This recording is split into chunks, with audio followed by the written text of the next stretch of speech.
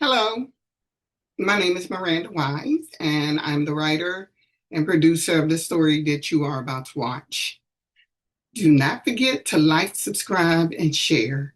Okay, so I hope you all enjoyed the show as much as I enjoyed writing it. And take care. I'll see you on the other side. Bye bye.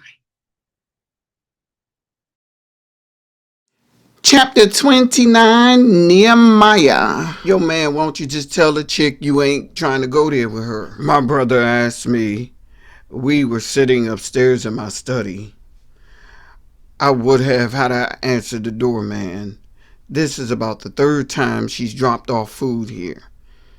He could tell I was frustrated. I had dumped the entire contents of that food into the trash because I did not like the seat. Yeah, I feel you. I retired to bed soon after. I had several patients the next day and a surgery coming up in 2 days. Are you ready, Mr. Calloway? I asked my patient. I handed him some pre-op instructions. His wife sat next to him. He had already done the pre-registration, blood work, EKG, urinalysis, and chest x-rays. Yeah, Doc, just a little nervous. I heard you have a good success rate. Well, I care about my patients. I think you in good hands, dear. After seeing the Calloway couple, I headed down the hall to one of my favorite patients, a 12-year-old girl whom I had performed a heart transplant on over a week ago. How are you, Samantha? I came in with a smile. Her mother sat in the chair next to the bed, reading a magazine. Samantha was lying in bed with pillows propped behind her. She looked much better than she had 2 days ago. One of my nurses accompanied me. I checked out the monitor machine, looking at her vitals and oxygen levels. I wrote down the information on a clipboard. Any pain, dear? I asked. No, doctor, her mother said. Well, you look well, I told the youngster. I'm feeling a little better, the child said. My nurse took the child's blood pressure. We estimate that she'll be able to be released in a few weeks, maybe 2, 3 weeks. Her vitals are great and she seems to be recovering well. Thank you so much, Dr. Grant. Oh, you are welcome. Her mother's eyes were tearing up, and I looked back over there at the kid. After a while, we'll be playing ball, won't we, Samantha? I said with a smile. She smiled back and said yes. Okay, kid. High five. I raised my hand within her reach and we high-fived. I'll see you tomorrow, young lady. My nurse and I headed into the hallway. Samantha's mother followed. Doctor, can I just see you for a minute? You know, you really have no idea what you've done for our family. We really appreciate you so much. It's what I do, Mrs. Johnson. I walked down the hall and stopped at the nurse's station, all the while replaying in my mind the day I performed the transplant on that kid. She didn't know how scared I was, how many prayers I had said during the procedure, and how the child's oxygen levels dropped twice during. But she pulled through, and I cannot tell you how many more prayers I said thanking God for using my hands in such a way. I had operated on quite a few children, but Samantha's case was the most difficult. Hi, Dr. Grant, one of the nurses said. Hello, Francesca. You doing anything this evening? She asked, and her question prompted laughter from all the nurses within earshot. The answer's still the same, Francesca, still the same, I said as I walked away. I could still hear them laughing. It had gotten to the point where them asking me out was turning into something of an amusement. After seeing all of my patients and working on some paperwork in my office, I decided to head home. It was after 6 in the evening. When I was an ER doctor, my hours had been crazy. I was in the first floor lobby when I spotted Suella, the girl who wrote that article about me. She had written an apology in her paper since. I was holding no grudges. I just didn't like games people played. I stopped at the front desk to tell Heather good night. Heather had been a friend of my daughter's back in high school. That was the only reason I was leaving by that entrance. Nehemiah, I heard Suella say. I turned around. Hello, Suella. She got up and followed me out of the building. Yes, what can I do for you? I just wanted to say hello. I haven't seen you, and again, I'm sorry. That's all in the past now, Suella. You have a great evening. I walked away, still holding my bag. You know, I'm here at the hospital for my dad. I don't want you to think that I'm following you or anything. I turned to look at her. I hadn't asked her why she was here, but hearing that she had a sick parent did pique my interest. I hope everything is okay. Yeah, he's in the ER. His blood pressure went up. I knew there was a possibility that I might end up treating him. Her dad's condition is where it usually started. I nodded slightly, listening to her statement. I hope he pulls through okay. I hope it gets better. I started walking towards her. Do you know what his numbers were? It was 180/90. Yes, that's deadly. Just keep me posted, please. Thank you, Nehemiah. You are welcome. Yeah, I'm going to go back in the triage. I just came out to get a bottle of water. I see. Well, I'll see you around, Suella. Chapter 30, Cindy. I started not to even attend that housewarming party for Nate. I wasn't feeling it, to be honest. Craig and I talked earlier, and he said he had been approved for a house. I congratulated him. When Austina told me that some of the twins' doctor friends would be present, that's when I made my decision. I was going. Nehemiah had already let me down when he showed up at my door one day.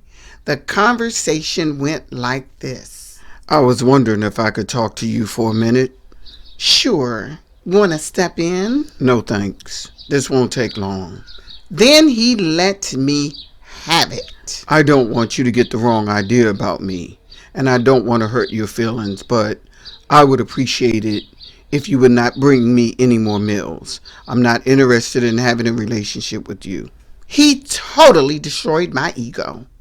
I felt 2 inches tall, but me, being the person who didn't like to lose, retorted with, I think you might be taking this out of context.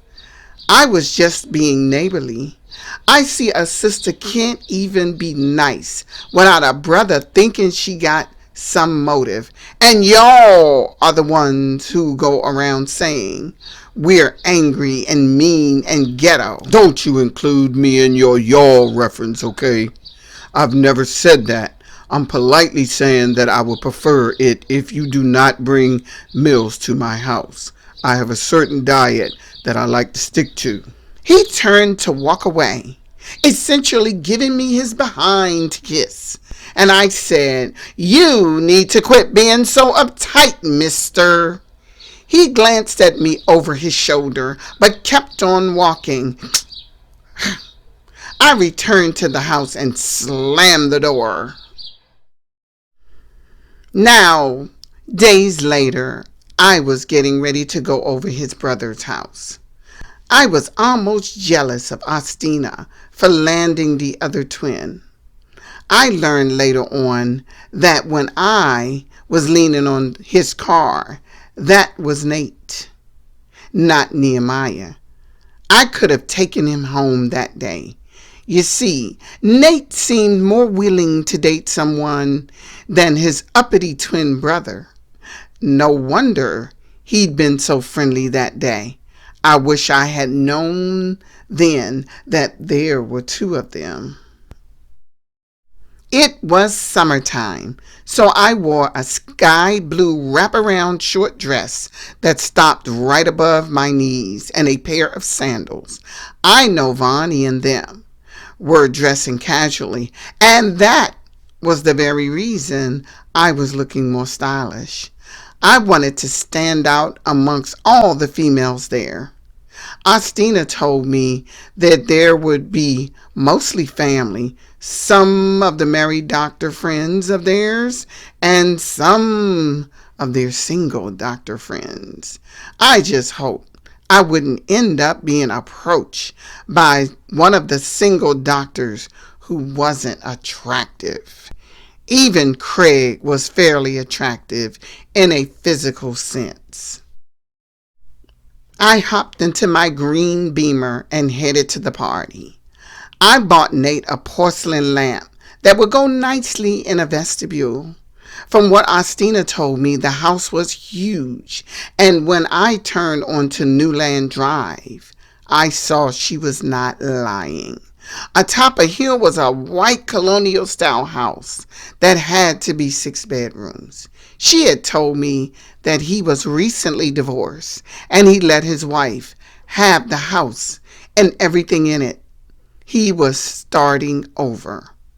Why was she so fortunate as to get Nate? There was an assortment of luxury cars on the property. I headed to the front door. An older woman, who I figured was a domestic worker, opened the door. She took the gift and placed it on the table full of gifts in the room in the front. She led me to the back of the house, and everyone was out there partying. Right away, I spotted Vonnie sitting at one of the tables. A shade canopy was spread over most of the yard, and there were 12 tables that were in the yard. I headed right over to Vonnie and sat down. A man and a woman whom I did not know were also at the table that were seated for 4. So I took the empty seat. She introduced them to me as Walter and Vivian. There was a half-empty glass of wine in front of me. I slid it closer to the center of the table. What time did you get here, Vonnie? I've been here all day helping Ostina get set up. I looked around. Where is she? She's upstairs. Upstairs? You heard me. I didn't see Nate either. Wonder what was going on with them. He already seemed a little fresh anyway. I could always tell when a man was healthy in that way. Minutes later, Nehemiah approached the table. Oh, Cindy, Nehemiah was sitting here before you came. I was thrown off. So, Nehemiah was sitting at the table with Vonnie? I wondered why. I stood, but then he said, No, you can stay there. It's fine. Are you sure? Yes, I'm sure. He handed Vonnie her drink and headed back over to the grill, manned by a young man who looked no older than 25. I later learned that was Nate's son, and I could see why. He looked like the Grant brothers. Are you going to get something to eat? Vonnie asked me after Nehemiah walked away. Yeah, I guess. Walter and Vivian got up and headed over to Nate once he made his appearance. They stood yards away in a circle talking. Nehemiah returned to the table once they left, and right after that, a man who was light complexioned with a mustache goatee combo sat down next to him, and they began a conversation. This man was fine. He had gray eyes, and his tan skin looked like he'd been out in the sun. You know how light-skinned people tan very easily? How did it go with Mr. Calloway? I heard Mr. Handsome ask. It was a success. His wife was by his side the entire time. She was there before we took him in to the OR, and she was there when he was sent up to the recovery. That's good. I've been talking to him about his diet for years, Nehemiah. I know, man, I know. The first thing I did after noticing how handsome he was look down at his left hand. I saw no ring and no tan line. Not that him having a woman would make much difference to me. Just that I would have less work to do if he was single. That's all. You a doctor too?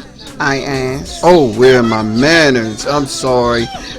This is Vonnie's friend Cindy, and I'm Gerard Kornegay. I can introduce myself. Mr. Handsome said as he extended a hand. What kind of doctor are you? I asked. General practitioner, primary care. Oh, I knew primary care physicians made decent money too. He wasn't a heart surgeon, but he was a doctor. And what is your profession? I'm an elementary school teacher. Gerard's smile would light up a night. All 32 of those pearls showed when he smiled. We all had a teacher at one point in our lives, he said, warming my heart. Most people don't appreciate teachers. I noticed Nehemiah and Vonnie got up. I turned around. They were walking towards the grill. Then I noticed him put his arm around her waist. I had a bone to pick with Vonnie. She didn't tell me anything was going on with them. Gerard and I continued our conversation. Are you married, Cindy?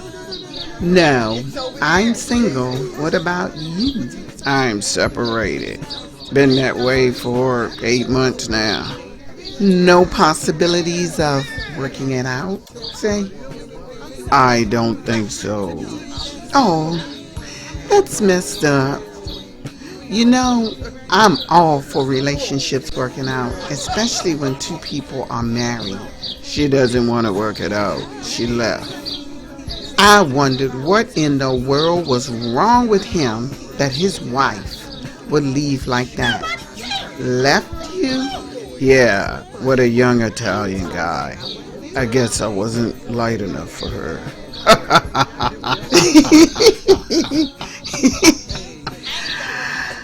He had an infectious laugh. I had to laugh with him, but he seemed to be very attracted to me. I saw him looking at my face. Most men, especially of his lighter hue, seem to be attracted to darker women like me. You have any kids? I have a daughter. She's 24. My daughter is turning 13 next month. Where did you go to school? I went to Howard with Nate. Oh, that's cool. I thoroughly enjoyed talking to Gerard, and I had a new resolve. That fine man was going to be mine. Chapter 31, Vonnie. I knew you were watching me that night. I saw you when the light came on. Nehemiah was speaking of the first night I'd seen him through the window. You did? Yeah, I just didn't say anything until now. We were sitting on his sun porch at the back of the house on a comfortable bench. He held my hand. I noticed the full moon. He had asked me a few days ago if I had a man in my life, and I told him no. He asked me for my number and asked if we could get to know each other. I saw your son standing there when I looked up. He added. I felt so busted at the moment. I didn't know you saw us. I did, but I got the impression you might have been spying on me, and I like that. You did? Vonnie, I have been spying on you, too. I've seen you come and go a few times. I watched you from my window. I watched you for a whole week. Before that night, I saw you and your son in that window. I punched him playfully. Be careful. There are rules for stuff like that. He gave me an impish smile. His eyes just glittered with so much passion, and it made me pause. Nehemiah, let me find out you fresh. Only with the right woman. I'm just curious. So, when you were watching me, what were you thinking? I was thinking, yummy. I I punched him again. Do I need to tell you the rules? What are they? Rule number 1. If you touch me, I get to be able to touch you anywhere I want. Oh no, that is not fair. So it's fair for you to beat up on me? He smiled again. Then he leaned in and kissed me on the lips.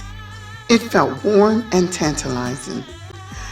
You know, I didn't know I was I didn't know I was being watched. Yeah, but I'm so happy my brother finally moved out. He's a slob. Crumbs on the kitchen counter, dirty socks in my living room, not washing his dishes behind him. Yeah. Looks like Austina will have her work cut out for her. She already got challenges with her boys. Yes, I'm sure. After I found out what he did, I got on his case. Later he told me he actually liked her, but the Negro didn't tell her his real name. He's done that to me before. He has? Yeah, not correcting people when they call him Nehemiah. So are you two the only children in your family? We have another brother. He's 1,000 miles away from us. Oh, okay. So is he older? 4 years younger. And are you the older twin? I sure am, by 5 minutes. I figured it was too soon to be spending nights at Nehemiah's house, so I went home. Besides, my boys were home. I needed to set a good example. The time would come for them to go to their dad to spend time, and then I could choose to play or not. I laughed to myself. After I shut the door, Nehemiah walked me to the door, although I told him he did not have to. Cindy called. Hey, Cindy, what's up? Don't you hate me, you sneaky heifer. Sneaky? What? Then she laughed. I saw how you and Nehemiah were interacting at the housewarming party today. Looks like something else is being warmed up between the two. Oh, child. And you're just now saying something about it? It's after midnight, Cindy. That's because I was having my own warm-up practice going on. Oh, really? Craig came over? Child, don't even get me started. I was talking to Dr. Gerard Kornegay. Oh, yeah. I met Gerard. What do you mean? We took a walk in the park after we left the party. So, I'm just getting home. I'm glad y'all had a nice time. Okay, back to the subject. What's going on with you and Nehemiah? I wasn't about to lie to her, so I said, we're getting to know each other. When did this start? Just a few days ago. I saw him outside. We talked, and he asked me for my number so we can call each other. You all live right next door. Why would you even need a number? But we're not always home. But I should have known something was up when he asked me to pick up his papers while he was on vacation. That's true. But you know what? I'm really feeling Gerard. I wanted to tell her to be careful. I knew how presumptuous Cindy could be, how determined she could be. Gerard was not yet divorced, and when people were separated, there was always that 50-50 chance they could reunite. Chapter 32, Suella. I took Rickles out for his walk after I arrived home. I spotted Nehemiah outside removing something from his trunk. As I made my way up the street, Vonnie had told me he had asked her if they could get to know one another. And Austina was seeing his twin brother. Them two had to be the two luckiest women in the world. Hi, Nehemiah. I spoke to him as I walked by. Hello there. How is your father? He said after he turned to face me, I could see a case of bottled water in his trunk. He seemed genuinely concerned about my dad. He's better. Dr. Kornegay ordered him to change his diet. Oh, he's Dr. Kornegay's patient? Yeah, he's his PC. Gerard is a good friend of mine and Nate's. Wow, how small the world is. It truly is small. I walked away thinking about Dr. Kornegay. He was a fine doctor, and my father told me he was in the middle of a divorce. I wondered if he would be up to dating again. I couldn't wait until Tuesday because I would be taking my father in for a checkup. Tuesday was 4 days away. Chapter 33, Ostina. When? I asked Nate. I had been at his house for 4 days now. I had taken changes of clothes so that I could go to work from his place. My boys were due back home after July 4th, which was only days away now. July 15th. Then I'll either have my son's father keep them or my mother. Yeah, it'll be fun. Nehemiah and I haven't been able to make a camping trip like this since we were both married. And, how far are we driving in this camper? RV. We driving to Texas. I basted the chicken and placed it back in the oven. He grabbed me around the waist. I can't get enough of you. I know you can't. I'm the same way. You know all this fun will be limited when the boys come home. I know, but it won't end. I really want to marry you, Ostina. I turned around to look in his eyes. What did you say? I know it's too early, but not too early for me to know what I want. And please don't get too skinny. I notice you've been losing weight. What? I thought you wanted me to lose weight. When did I say that? Nobody wants a bone but a dog. And you're not a dog? Aren't you a dog? He smiled impishly. Answer my question, Nate. Are you a dog? Okay, well, sort of. So,